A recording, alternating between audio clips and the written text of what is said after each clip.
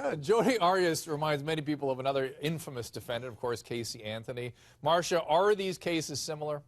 Well, I think I agree with Mark Eiglash in that, yes, you have a beautiful shell. You have a very pretty girl accused of a very heinous crime, and the two don't fit together. You know, people see that, and it's not what they expect. A beautiful girl murdering her child, a beautiful girl hideously, gruesomely killing her boyfriend or ex-boyfriend. This is something that grabs the attention and certainly grabs the imagination of the viewing public.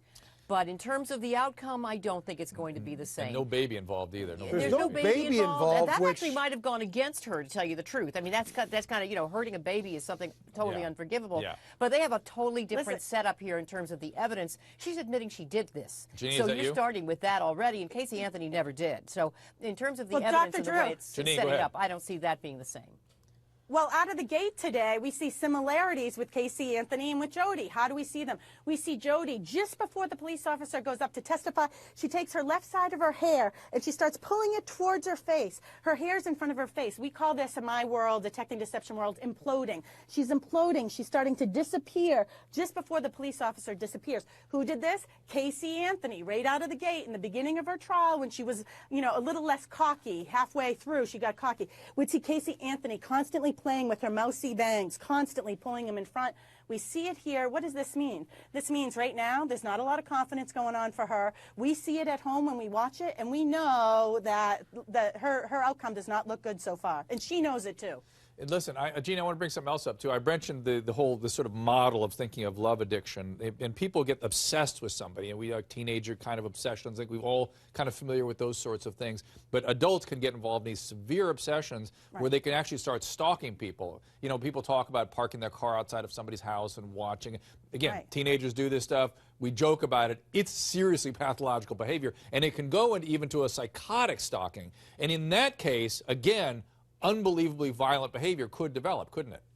Dr. Drew, I had this happen to one of my family members, a close family member. Her and her husband were separated. He rented a car, stalked her and their baby together.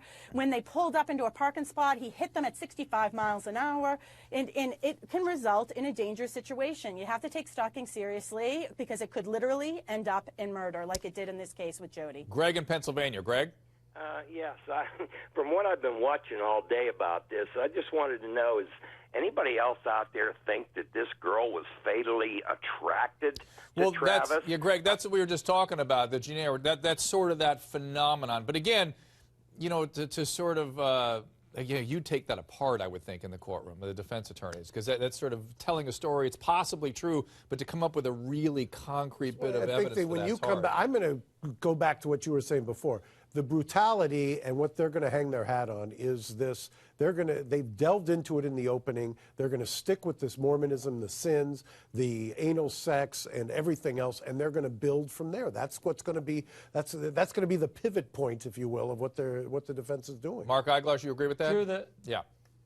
Yes. The main difference, though, between this and Casey Anthony is the jurors and Casey Anthony says we didn't know how it happened. We couldn't decide whether it was first, second, or manslaughter because we didn't know exactly how it took place. Here, very different. The evidence is overwhelming. It's very obvious how it happened. Go ahead, Janine. And Dr. Drew. Yeah. Dr. Drew, well, Casey Anthony had friends. You know, she even had an ex-boyfriend take the stand and say, yeah, she was a good mother. You know, this woman, from what we hear so far in the case, she's not going to have a lot of people as character witnesses to say she's a good person. We actually have the opposite here than what we had for Casey Anthony. Yeah, but you know what she will have? You know what she will have that Casey Anthony did not wind up having? Yeah. Is someone like you, Dr. Drew. That's what she's going to have on her side, as Mark Garagos was pointing out. And it is definitely the ace in the hole for the defense. She doesn't have to take the witness stand. You get a doctor up there to make her human and to say, oh, my God, he pushed every button. He deliberately tortured her. He put her through such mental anguish. She could no longer withstand, blah, blah, blah, blah, blah. You can see the way that one will unfold. And someone like you could really be impressive to a jury who says,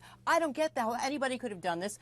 This is an unbelievable crime. She's done nothing in her past that ever fits this. So he must have done something to provoke her. And an expert who is as engaging as you are could really sway the jury. Mark agrees. Marcia's spot on. That's exactly that's the only place, frankly, that the defense can go, number one. And number two, it really kind of plays into this narrative, because the narrative is everybody sits here. You're going to sit here 29 times, and then the gun, and everybody's going to do the same thing in their head. How the heck can this woman, as you're looking at her, it seems incomprehensible to people who don't. But that to me, that makes. Do you know who they're going to? Have they lined those guys up yet? Yeah, it's all lined absolutely. up. It's going to happen. Yeah. Okay, that'll be interesting. Listen, Dr. Drew. Yeah, Janine. Dr. Drew. Yeah. She's lied 3 times. We have the lies 3 times. The evidence is stacked up against her. I don't care what the defense is going to do. At the end of the day, a murderer is a murderer is a murderer. If she walks like a duck, she looks like a duck, and smells like a duck, it's a duck, and it is stacked up against her. I don't think it's going to be enough to say Casanova.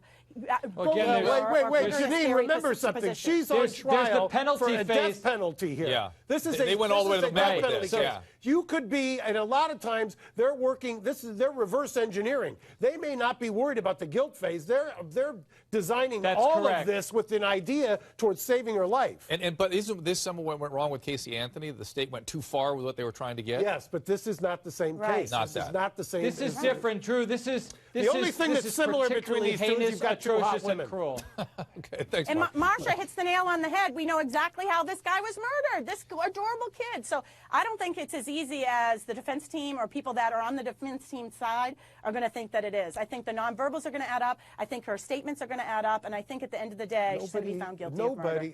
Nobody is arguing that. Nobody is arguing that and saying this is easy or this is an easy defense. Let's put it that way. Okay, well, good. I won't be surprised if she gets the death penalty. How do you like that?